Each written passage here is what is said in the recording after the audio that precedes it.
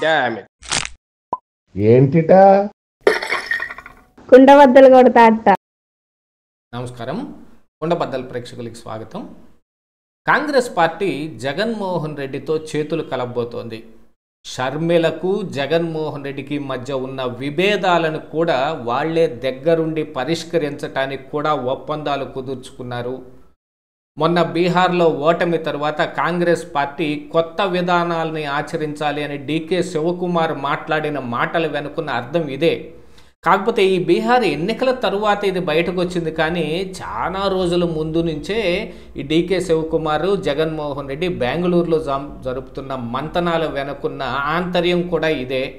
ఇప్పుడు ఎన్డీఏ కూటమికి ధీటుగా ఇండి కూటమి ఉంది, దాన్ని బలోపేతం చేయాలి అనే ఒక ఉద్దేశంతో మొదలుపెట్టినప్పటికీ బీహార్ ఎన్నికల తరువాత జరిగిన చాలా కొత్త పరిణామాల రూపంలో ఇప్పుడు జగన్మోహన్ రెడ్డి ఎందుకో సంశయిస్తున్నాడు. కానీ షర్మిలతోటి వివాదాన్ని పరిష్కరించుకోకపోతే గనుక ఆంధ్రప్రదేశ్ రాష్ట్రంలో కొంత గట్టిగానే మళ్ళీ దెబ్బ తగిలే అవకాశం ఉందనే ఊహ కూడా ఇప్పుడు జగన్మోహన్ రెడ్డికి ఉంది.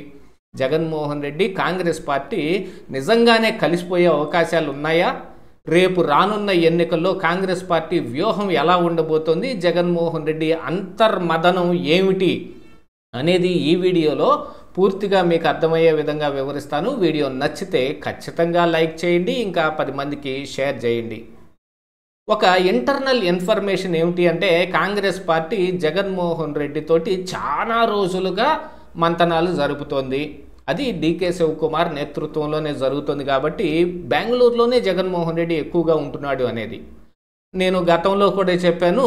జగన్మోహన్ రెడ్డి 3 రాష్ట్రాల ముద్దు బిడ్డ, మామూలు ఏం కాదు. జగన్మోహన్ రెడ్డి అంటే ఆయన నివాసం బెంగళూరులో, రాజకీయం అమరావతిలో, కేసులు హైదరాబాదులో. కాకపోతే ఈ కేసులన్నీ కాంగ్రెస్ పార్టీయే పెట్టింది కాబట్టి జగన్మోహన్ రెడ్డి కాంగ్రెస్తో కలవటం కల్లా అని అనుకుంటున్నారు. కానీ జగన్మోహన్ రెడ్డిలో కూడా ఉన్న భయాందోళనతోటి ఇప్పుడు వాళ్ళతోటి సత్సంబంధాలు మెయింటైన్ చేసుకోవాల్సిన పరిస్థితి ఏర్పడింది. ఎందుకంటే 24 ఎన్నికల్లో ఎంత పెద్ద దెబ్బ తగిలింది జగన్మోహన్ రెడ్డికి అనంటే ఈ రోజుకి కూడా జగన్ కోలుకోలేకపోయాడు. ఇంకా అది ఒక నైట్ మ్యార్, అంటే భయానకమైన కలలాగా కనపడతా ఉంది ఆయనకి. ఎందుకంటే 29 ఎన్నికలకి సమాయత్తం కావాలి అనంటే ఆయన కూడా చాలా రకాలుగా పుంజుకోవాల్సిన అవసరం ఉంది. కానీ ఈ రోజున ఈ జగన్మోహన్ రెడ్డి పోషిస్తున్న ప్రతిపక్ష పాత్ర ఏదైతే ఉందో అది ప్రజల్లోకి ఏమాత్రం వెళ్ళడం లేదు. కాకపోతే ఇక్కడ కాంగ్రెస్ పార్టీ నేరుగా ఆయనతోటి మిలాఖత్ పెట్టుకుంటుందా, లేకపోతే చాటుగా గతంలో బీజేపీ తోటి జగన్మోహన్ రెడ్డికి ఉన్న సంబంధాలు లాంటివి మెయింటైన్ చేస్తారా, వెనక నుండి వెన్నుదన్నుగా ఉంటారా అనేది అది వేరే విషయం. కాకపోతే డీకే శివకుమార్ బీహార్ ఎన్నికల తర్వాత నిక్కచ్చిగా ప్రెస్ ముందే చెప్పాడు కాంగ్రెస్ పార్టీ వ్యూహాలు మార్చుకోవాల్సిన అవసరం ఉంది అనేది. దాంతోపాటుగా ఆయన సొంత విషయం కూడా ఏమిటి అంటే, ఇప్పుడు కర్ణాటకలో సిద్ధరామయ్య సీఎంగా ఉండి ఆ కాంగ్రెస్ పార్టీ అధికారం చెలాయిస్తున్నది. ఇప్పుడు డీకే శివకుమార్ సీఎం అవ్వాలనేది ఆయన ఆకాంక్ష, కోరిక. ఇక డీకే శివకుమార్ని చేయటం తప్ప వేరే మార్గం లేదు అని అనిపించాలి అంటే కనుక చాలా విపరీతమైన పరిణామాలు కొన్ని జరగాల్సిన అవసరం ఉంది. అందులో ఇప్పుడు బీహార్ ఓటమి కానీ రేపు రానున్న ఎన్నికల్లో కర్ణాటక నిలబెట్టుకోవాలి అని అంటే బాగా అవసరమైన వెన్నుదన్నులు ఈ జగన్మోహన్ రెడ్డి ద్వారా లభించే అవకాశం ఉంది. దాంతో ఇక ఇప్పుడు షర్మిలకు పాత్ర అంతంత మాత్రం అయిపోయింది. ఈ మధ్యకాలంలో చూశారంటే షర్మిల అసలు ప్రెస్ ముందుకే రావటం మానేసింది. ఆవిడ చేస్తున్న పోరాటం మొత్తం కాంగ్రెస్ పార్టీకి ఏమాత్రం ఉపయోగపడే విధంగా లేకపోయినా జగన్మోహన్ రెడ్డికి మాత్రం నష్టం చేసే విధంగా ఉన్నాయి. కాబట్టి జగన్ కూడా ఆవిడతోటి ఒప్పందం కుదుర్చుకోవాలి అని అనుకుంటూనే ఉంటాడు. దీంతో పాటుగా ఇప్పుడు జగన్మోహన్ రెడ్డి షర్మిలతోటి మాటామంతి నడపాలి అని అంటే అవసరమైంది గట్టి పర్సను కేవలం ఈ డీకే శివకుమార్ మాత్రమే. మధ్యవర్తిగా ఆయన ఉండి ఈ మ్యాటర్ని సెటిల్ చేయగలుగుతాడు. అంటే జగన్మోహన్ రెడ్డికి పనికొచ్చే విధంగా చేస్తాడా, షర్మిలకు పనికొచ్చే విధంగా చేస్తాడా అంటే అది వేరే విషయం అయినప్పటికీ రాజకీయంగా అధికారం లేకపోతే అందరూ గుండు సున్నానే. అక్కడ డీకే శివకుమార్ అయినా, ఇక్కడ జగన్మోహన్ రెడ్డి అయినా ఇప్పుడు షర్మిల ఏం పోరాటం చేస్తుందో కూడా తెలియని పరిస్థితుల్లో ఆంధ్రప్రదేశ్ రాష్ట్రంలో కాంగ్రెస్ పార్టీ ఎలాగుందనేది అందరికీ తెలుస్తుంది. కాకపోతే ఇందుకు గల గట్టి సంకేతం ఏమిటి అని అంటే, ఈ రోజున కాంగ్రెస్ పార్టీ జగన్మోహన్ రెడ్డికి పనికొచ్చే విధంగా మాటలు మాట్లాడటం. నిన్ననే ఒక వీడియో కూడా ఒకటి చూశాను నేను, సోషల్ మీడియాలో కనపడుతూనే ఉంది. అమరావతి ప్రాంతంలో మొత్తం అరాచకమే జరుగుతుంది, అంత అన్యాయం, అసలు ఏమీ కట్టబట్టం లేదు, ఇప్పుడు ప్రభుత్వం చెబుతుంది మొత్తం బొంకులు అనే ఉద్దేశంతో కాంగ్రెస్ పార్టీ కూడా కొన్ని వీడియోలు చేయటం అనే దాని మీద కొంత అనుమానాలు రేగుతూ ఉన్నాయి అందరికీ.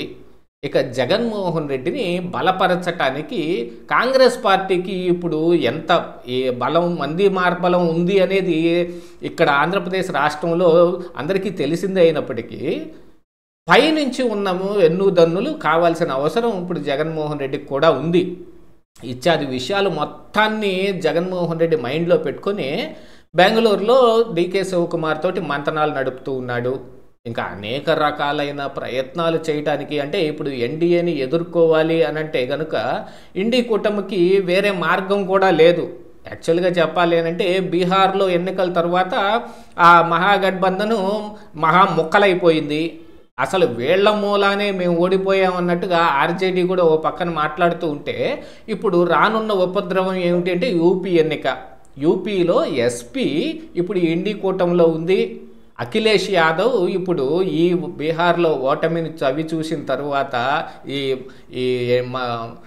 ఇండి కూటమి ఆయన దాంతో తెగతెంపులు చేసుకోవడానికి విపరీతంగా ప్రయత్నాలు చేస్తున్నాడు అనేది కానీ, లేకపోతే ఆయన సొంతగానే ఎన్నికలకు వెళ్ళబోతున్నాడు అనేది కూడా ఒకంత బయటకు వస్తున్న సమాచారం అయితే, మరొక వైపు మమతా బెనర్జీ ఎప్పుడు ఉంటుందో ఎప్పుడు పోతుందో ఆవిడకే తెలియదు. మళ్ళీ తమిళనాడు ఎన్నికల్లో డిఎంకే పార్టీ యొక్క ప్రాముఖ్యతే తప్ప అక్కడ కాంగ్రెస్కి ఏమీ లేదు. ఏమీ లేని ఈ వైట్ ఎలిఫెంట్ని మనం మోసుకుంటూ వెళ్ళడం ఏమిటి అని ఈ ప్రాంతీయ పార్టీలన్నీ అనుకుంటుంటే, మరి ఇప్పుడు కాంగ్రెస్ పార్టీకి ఎవరో ఒకళ్ళు కావాలిగా. ఇదిగో మళ్ళీ కొత్త వాళ్ళు అందరూ వస్తున్నారు, మేము ప్రతిపక్షాలు మొత్తాన్ని కూడగడుతున్నాం అని చెప్పుకోవాల్సిన అవసరం కూడా ఇప్పుడు కాంగ్రెస్ పార్టీకి ఏర్పడింది. మొట్టమొదట అసలు జగన్మోహన్ రెడ్డి పెట్టిన ఈ షరత్ ఏమిటి అని అంటే, కాంగ్రెస్ పార్టీలోంచి షర్మిలను గెంటేయాలని. కానీ డీకే శివకుమార్ అటు కర్ర విరగకుండా పాము సావకుండా ఒక ప్రయత్నం చేసి ఇద్దరి మధ్య ఒప్పందం కుదిర్చే విధంగా ఆయన ప్రయత్నం చేశాడు. దాదాపుగా ఒప్పందం కుదిరిపోయింది అనేది కూడా బయటకు వస్తుంది. ఇక 29 ఎన్నికలు వచ్చే సమయానికి వీళ్ళు కలిసి బయటకు కనపడే విధంగా పోటీ చేస్తారా, లేకపోతే అంతర్గతంగా వాళ్ళు సహాయ సహకారాలు అందించుకుంటారా? ఇప్పుడు జగన్మోహన్ రెడ్డికి గెలుపు ఎంత ముఖ్యం 29 ఎన్నికల్లో అని అంటే, 29లో గెలవకపోతే జగన్మోహన్ రెడ్డి పార్టీయే ఉండకుండా పోతుంది. దాన్ని దృష్టిలో పెట్టుకుని జగన్మోహన్ రెడ్డి ఒక ఎంత తగ్గి ఎవరి మీద ఆరోపణలు చేశాడో వాళ్ళతోటి కలవటానికి కానీ వాళ్ళు కూడా కలుపుకోవటానికి కానీ సిద్ధమైపోయారు. ఆల్మోస్ట్ ఆల్ వైసీపీ కాంగ్రెస్ రెండు కలిసిపోబోతున్నాయనేది ఇక్కడ బాటం లైన్గా అర్థం చేసుకోవాలి. ఇదే ఈరోజు కుండబద్దలు.